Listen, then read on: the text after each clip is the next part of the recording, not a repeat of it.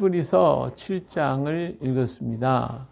자, 히브리서 7장은 멜기세덱에 대한 얘기가 나오고 있죠.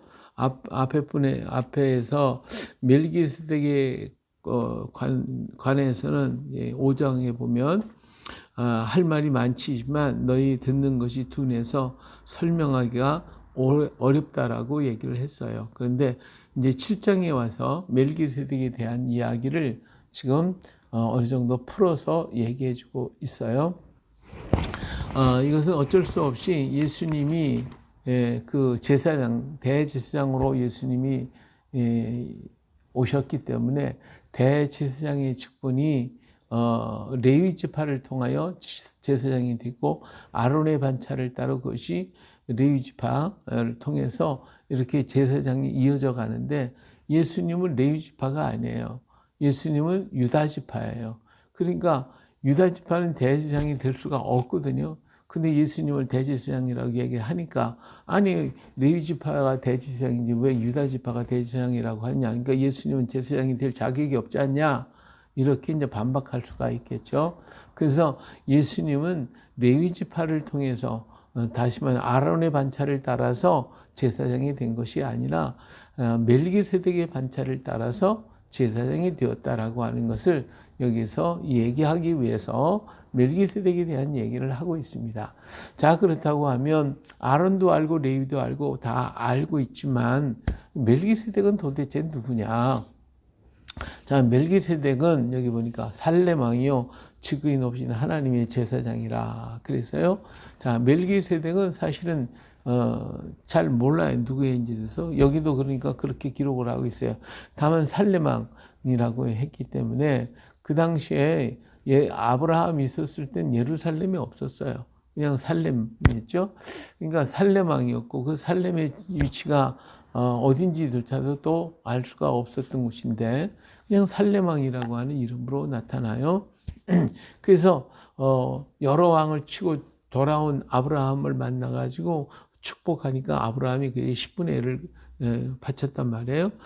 그렇기 때문에 이 살렘 왕 멜기세덱이 과연 누구이며 어느 지파를 통하여 아니 그 당시 뭐 지파가 없었으니까 어느 계열을 통해서 왔느냐 이것조차도 몰라요. 그래서 여기 뭐라고 얘기하냐면 의의 왕이고 살렘 왕이요 평강의 왕이라고 그랬고 아버지도 없고 어머니도 없고 족보도 없고 시작한 날도 없고 생명의 것도 없어서 마치 하나님의 아들을 닮은 것 같이 항상 제사장으로 있다. 이렇게 결론을 내려요.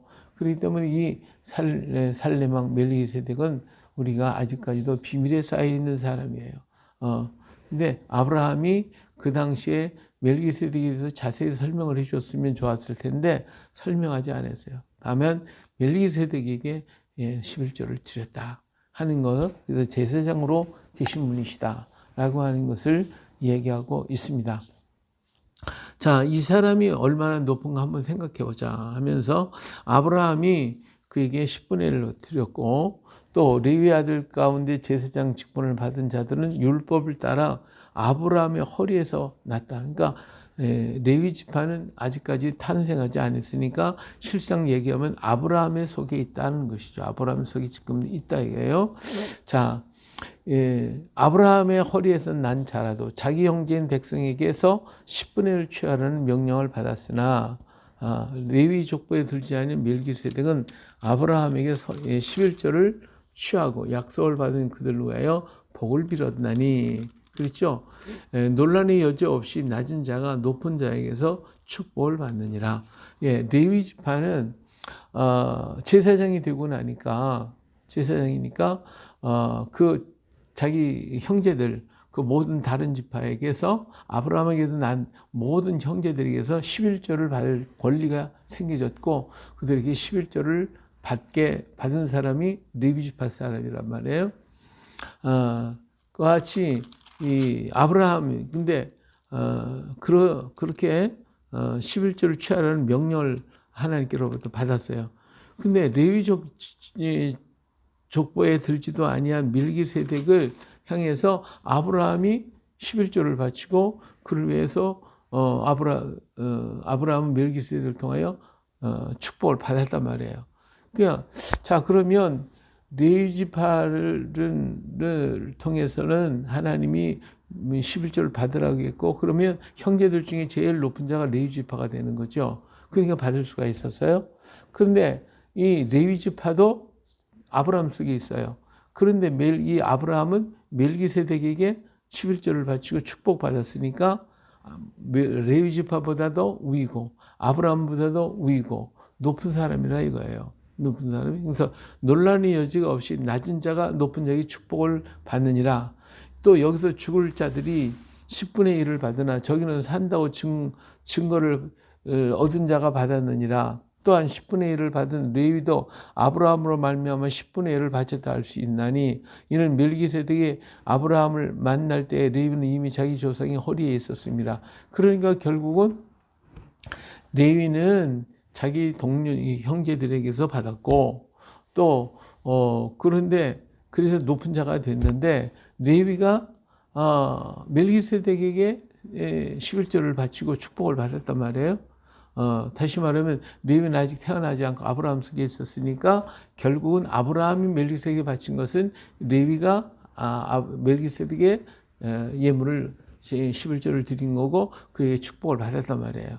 그러니까 결국 보면 레위보다 높고 아브라함보다 높은 사람이 멜기세덱이 된 거예요. 그래서 이 멜기세덱은 과연 정말 이렇게 가장 높은 하나님이 명했던 레위보다 높고 아브라함보다 높은 그런 곳에 있는 그분이 바로 멜기세덱이다 하는 거죠. 자, 레위 계통의 제사 직분으로 말미암아 온전함을 얻을 수 없었는데, 근데 레위 지파를 통해서는 온전하게 그 제사장의 직분이 다 이루어지지 못했어요.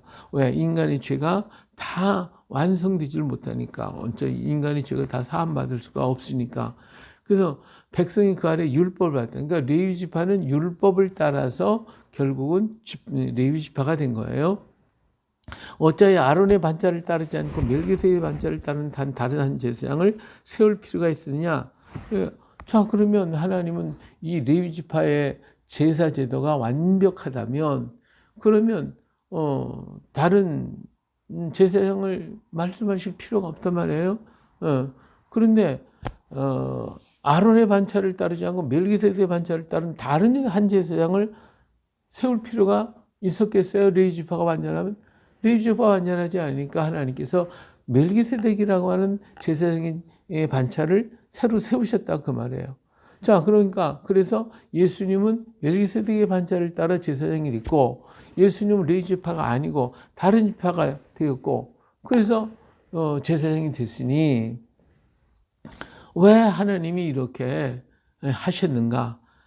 이것은 레위 지파가 완전하지 못하니까 완전한 다른 지파, 다른 사람, 다른 멜기세덱을 통해서 제사장을 삼으시다. 그런 말씀이죠.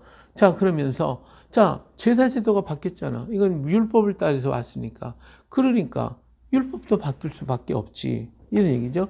제사 직분이 바뀌어졌은 즉 율법도 반드시 바꿔지리니. 이건 한 사람도 제단일을 받들지 않고 다른 지파에 속한 자들을 가리켜만. 그러니까 이것은 레위 지파를 향한 것이 아니라 다른 지파를 통해서 이루어질 것이다. 자, 우리 주께서 유다로부터 나신 것이 분명하도다.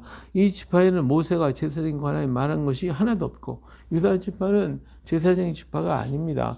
그런데 예수님은 유다 지파에 속했다 그 말이에요. 멜기세덱과 같은 별다른 한 제사장이 일어난 것을 보니 더욱 분명하다. 근데 예수님이 유다 지파를 통해서 나왔거든요. 그러니까 멜기세덱도 다르고 레위하고 아브라함하고도 다른 멜기세덱이었는데 지파를 따져놓고 보니까 레위 지파가 제사장이었는데 예수님 레위 지파에서 안 나오고 유다 지파에서 나오고서 그리고 예수님이 제사장이 됐으니까 이것도 하나님이 이렇게 다르게 만들어 주신 것을 보여준 것이 아니겠냐 하는 거죠.